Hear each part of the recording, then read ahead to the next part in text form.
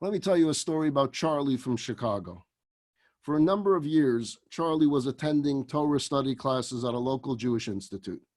And he loved the intellectual stimulation. He loved the discussions. He loved the learning. He loved the debating. He loved study. But it wasn't affecting him, the person. It was just the study. It was the pursuit of knowledge, pursuit of education. It was fascinating. Even Talmud study was fascinating. The debates and the arguments, he loved it. But after a while, after the detailed study and study, at some point it starts connecting to his soul. And he starts feeling the connection. And one day, after chatting with the rabbi of the institute, the subject of commitment came up. It's one thing to keep studying, Charlie, for all these years, but what about taking some of that which you're studying and put it into practice? And Charlie said, I've been thinking about that for a while, and I actually decided a major decision. I have decided to take on one mitzvah. Now, usually when we say we're taking on one mitzvah, we take on something small and we begin to climb from there. Charlie said that he was going for a big one, and he was going for kosher. He wanted to go kosher. And he told the rabbi of this institute that starting tomorrow, I'd like to begin to keep kosher. So he tells the rabbi, I'm going to need you to come over to my kitchen tomorrow, and tomorrow I'm going to do this, and tomorrow he's going to do that. And at some point, the rabbi said, it's wonderful. I can't stop complimenting you with the courage that you have. And by all means, I'll help you. I'll go step by step with you. I just want to ask you something. You keep repeating the word tomorrow. If you want to make this commitment, why wouldn't you make it today? Let's start now.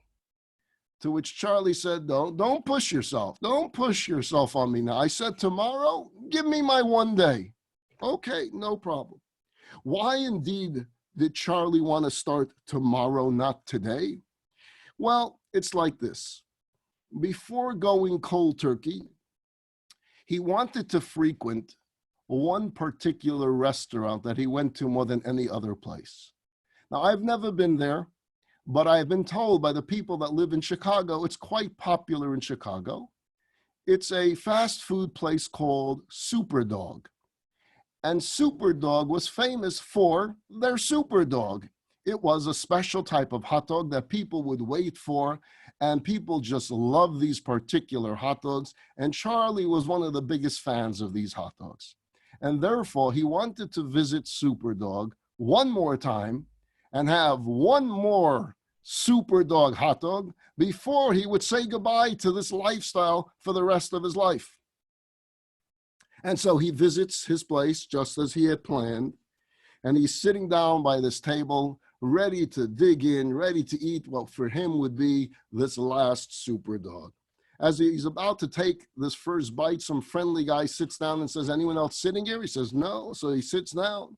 The two begin chatting. They have children, it turns out, attends the same school. They start talking about life. And Charlie begins to eat his hot dog. He says, wow, is this good? So the fellow says, you seem to really, really love these hot dogs. He says, oh yeah, these are the best. These are the best, but this is my last one. To which the fellow says, last one? Why? If you love it so much, why is this your last one? Now he's sitting with a stranger. He doesn't know the fellow is Jewish or not. He's not going to understand kosher. He doesn't want to come across as if he's joining some cult. So he simply makes up a story and he says, well, economic times are difficult for our family. We've decided that we have to cut down and we're cutting out all fast food foods. And we're cutting out going to restaurants, and therefore I'm giving it up because our budget doesn't allow for it. So the fellow says, well, it's your lucky day because I happen to be the owner of Superdog. I own this place. And he takes out his wallet and he hands him this gold coupon. And the gold coupon says, it's for life, free Superdogs for life. To which he says to Charlie, it's your lucky day. You can come as often as you want. You can enjoy your favorite fruit as often as you want. Nothing to worry about. He's like won the lottery here. So Charlie is so upset. He's upset at God. Why are you doing this to me? And he runs back to the rabbi and he says, this is so unfair. This is so unfair. God knows that this is my biggest struggle. He knows that the biggest challenge for me is giving up my super dog. So what does he have to do? On the night before my great sacrifice, he puts this in front of me and he shows the rabbi the card. This is what he does to me. So the rabbi said to him, you see, you think you just encountered a mountain that you can't climb. But the truth is, the reason God put this before you is because he wants to show you just how strong you are, just how courageous you are, just how much strength you have within you. The strength of your conviction that even if he was to challenge you and put this card in your hands, you'll still be able to do it. So the reason God did this is because he loves you. And he wants you to see for yourself the potential that you have. Charlie did indeed stick to his commitment. And in time, the mitzvah of kosher led to another mitzvah, followed by another and another. And today, if you were to visit Charlie and be invited to his Shabbos table and sit in his dining room, you would see a large picture frame. And the entire picture is empty. It's just white matting. But right in the middle is a small little gold card from Superdog, a lifetime supply of Superdog. And under it are the following words: this is my constant reminder of how much God believes in me. Sometimes when we have these mountains to climb and we fetch and we complain a lot, really it's God putting this mountain before us, telling us you can climb it. Find the strength within you to climb the mountain. When your weekend takes on a whole new meaning because you've introduced your family to the beauty of Shabbat. When you start checking your watch Friday afternoons to see what time it is it time for candle lighting yet? You're meeting God alone on the top of a mountain. You may not be going the whole 9 yards yet. You may not be doing the entire Shabbos observant yet, but you're coming along, one step of the mountain, the next step, and the next step. You make time to go to Torah classes, or you wake up in the morning to wrap tefillin before you begin your day, or you make sure your doors have mezuzahs on them. You're meeting God on the top of your mountain. Now, we each have a mountain to climb, and we each have our own challenges to meet. And we each have our own tests that we have to withstand. You see, it wasn't just Abraham that God put these challenges and these tests and these mountains before us. Each and every single descendant of Abraham has these mountains. I remember hearing about this woman who heads up a major business in New York City, and she began attending classes, and she too, like Charlie, decided it was time to go kosher, and she too, like Charlie, invited her rabbi to our apartment to look and to show her what needs to change and how to kosher the kitchen and how to kosher the oven and how to separate the dishes. And the rabbi sees a box of chiclet gums. It's a type of gum on the counter. And he comments to the woman, by the way, these don't have proper certification, so these are going to have to go. The woman gasps and she says, what? I have to give up my chiclets gum? Forget it. I'm not doing it. Drop the whole thing. She's ready to drop the whole kosher because the rabbi said she can't have her gum. So the rabbi calmed her down and said, there's other gums out there. I love gum too. I'll show you all the different varieties that have kosher gums. And ultimately, she koshered the kitchen. Now, I don't tell you this to mock her or to belittle her. On the contrary, I tell you this because every single one of us, each and every single one that's on this class right now, we each have our own chiclets gum. We have that which for us we feel is the greatest mountain, whereas 99% of the other people watching it will say, chiclets gum, that's your problem? But for her, it was real. Each and every one of us, we have those chiclets gum, we have those challenges that for us is difficult to overcome. For us, it's a steep mountain. Yet God is telling us, by putting this challenge before us, you have the strength to take it step by step and make your way up the mountain. Some of you may have heard of a well-known professor. His name was Dr. Velvel Green of blessed memory, Olav Shalom. And we have had the privilege and the honor of having him speak at the Conejo Jewish Academy numerous times over the past decades. At first, he made Aliyah to Israel at the latter part of his life, but he originally lived in Minnesota. And he was an eminent scientist. He worked for NASA. He was very popular, very well known, and he was also quite secular. And he started getting involved slowly, became very friendly with the Chabad emissary of Minnesota, Rabbi Moshe Feller. And Rabbi Feller introduced him to the Lubavitcher Rebbe. He began written correspondence to the Rebbe over many, many years. And slowly but surely, he began to see the universe in a new light. He would write many questions to the Rebbe about science and Torah. But still, there were things about the essence of Judaism that bothered him. He wasn't buying into all of it, but he was beginning to get involved, beginning to get warmed up. But the full commitment he wasn't ready for. Now, one day, before he's about to leave on a business trip, and Rabbi Feller knew he was leaving, Rabbi Feller calls him up and says, Velvel, I understand you're leaving tonight, yes? I want to ask you for a favor. What's the favor? So he says, before you get on the flight, I want you to call the airlines, and I want you to order a kosher meal. Kosher meal? I don't keep kosher. I know. But if you're going on the plane and you're going on a flight, order the kosher meal. It can't hurt. Why would I order a kosher meal if I don't keep kosher? Well, for starters, it's a good thing to be on good terms when you're up there in God's space. It's a good idea. And for secondly, it's called the Kiddush Hashem. People know who you are. You're quite popular.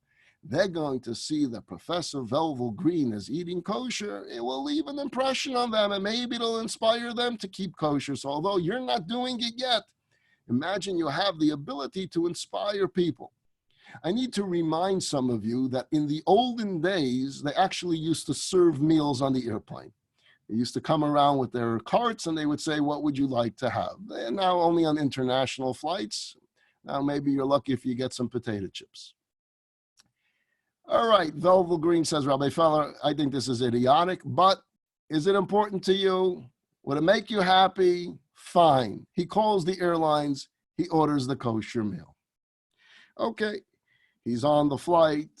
The attendants, we used to call them stewardesses, now they're called flight attendants, comes around with their cart, and they say, are you having chicken or beef? Each one, chicken or beef, and they're giving out the trays. And it comes to Rabbi Feller. Professor Feller, and Professor Green. And Professor Green says, excuse me, I ordered a kosher meal. Oh, the flight attendant says, oh, okay. And what's your name? Velvel Green. Professor Velvel Green. Okay, we'll be back soon with your kosher meal.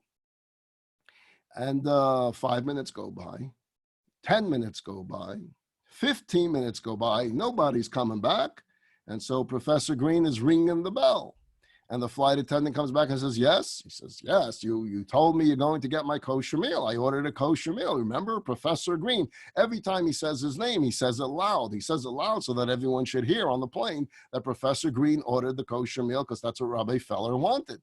So yes, I'm Professor Green and I ordered the kosher meal. I'll be right back. I got to check and see. I got to find it for you. We'll warm it up for you. And another 15 minutes go by and the flight attendant returns and the flight attendant has that look on her face. It's that look that tells you you're going to be hungry. It's that look that says there must have been some mistake. I'm so sorry. Somehow there was a break in the communication, but we don't have any kosher meals on the plane. Would you like chicken or meat? Now at that moment, Professor Green was about to say, I'll take the steak because he didn't keep kosher. But he just made such a fuss for the last 30 minutes. And every passenger on that plane knows that Professor Green wanted his kosher meal. It's not going to look good if suddenly he says, yeah, I'll take the tray for meat.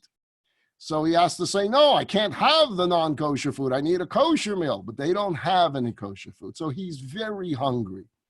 And he describes to his audience when he would tell this story just how hungry he was and how upset he was. He was upset at the airlines. How do you mess up like that? I called, I made the reservations. Okay, it was in the last minute, but I made it nevertheless. He was upset at God. I'm in your territory here. This is your neighborhood. You should have seen that they had my meal.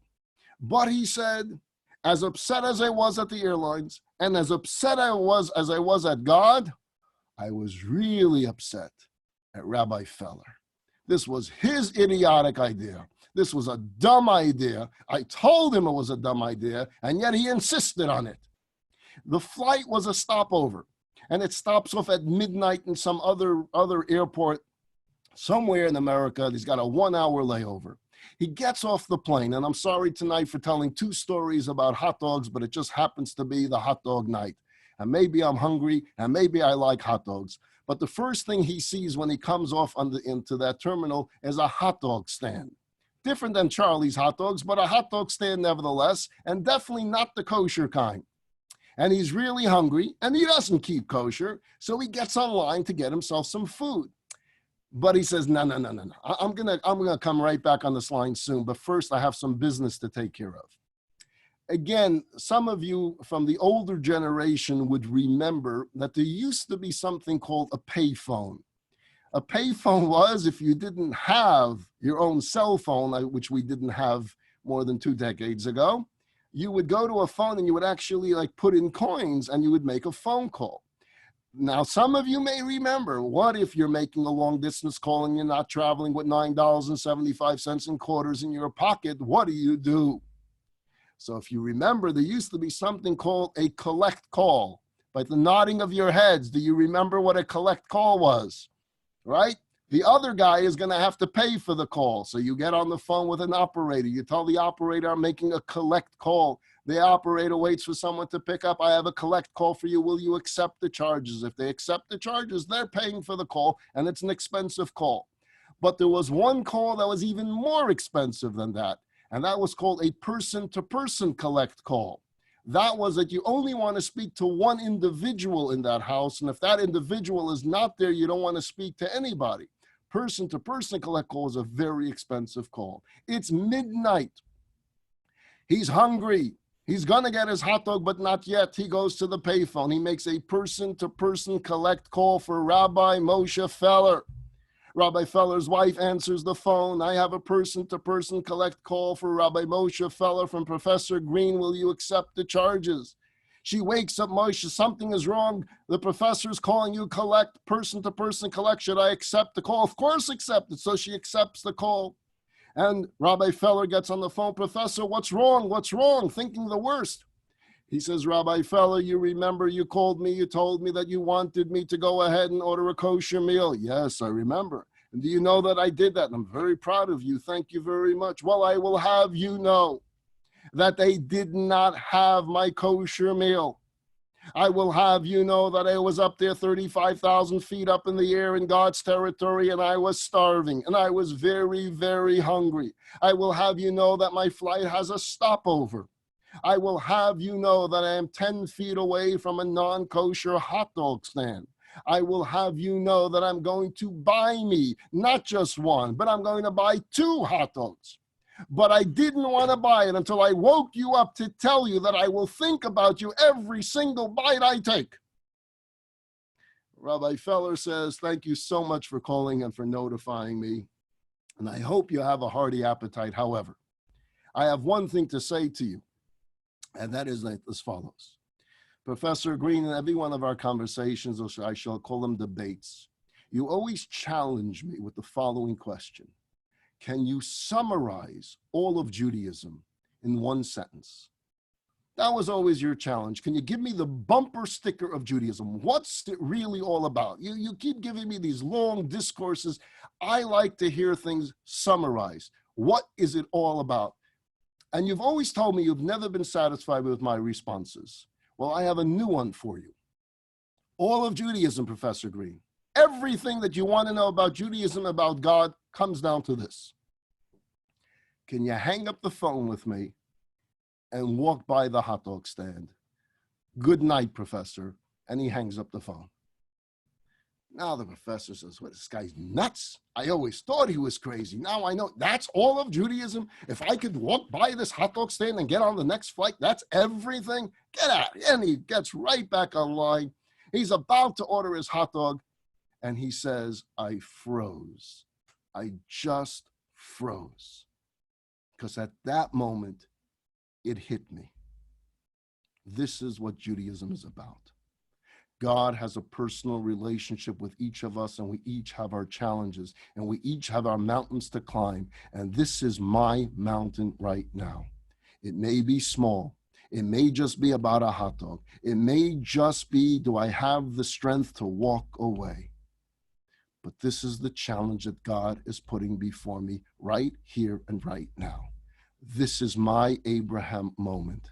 And at that very moment, Professor Green says, I walked away, I got onto my next flight, and I have never touched another piece of non-kosher food again. He met God alone at the top of a mountain in some airport terminal. But he knew that this was his mountain. This was his climb. This was his challenge. We each have our own mountains. We each have our own chiclets. And this is true in all aspects of life, not just when it comes to the ritual, not just when it comes to the spiritual. We each have our own hurdles. We each have our own struggles. We each have our own challenges. We each have our own pekala of tsaris, as they say. And sometimes it really feels like an uphill battle, like we're walking up the steps of an escalator, but the escalator is coming down, and we try making our way up, going against the tide. You know those days. You know those moments. You know those events of your life. There are setbacks. There are disappointments. Not every time that we try to do something good and right do we succeed. Sometimes the initial attempt doesn't work, and we fall, and we fail, and we falter. And sometimes it hurts. It really hurts. And we cry. That's okay too, for that is part of life. Those that go mountain or rock climbing will tell you that not every step results in going higher. Sometimes you slip down a notch, but even that minor setback is part of the process, because life is not a straight line. It's not all on flat earth. Many parts of life are about climbing and struggling in the climb. Not everything is this well-paved road. You see, Judaism's view of a righteous person is not necessarily one who doesn't falter now and then. A righteous person is the one who falls and falls again and again, but gets up each time and continues the climb. So whether your particular mountain is in the arena of your career, business-related matters, relationships with your spouse, relationships with your parents, relationships with your children and grandchildren, relationships with friends. Instead of allowing setbacks to send you hurling down the mountain, learn from the experience and use it as a springboard to catapult you to greater heights up the mountain.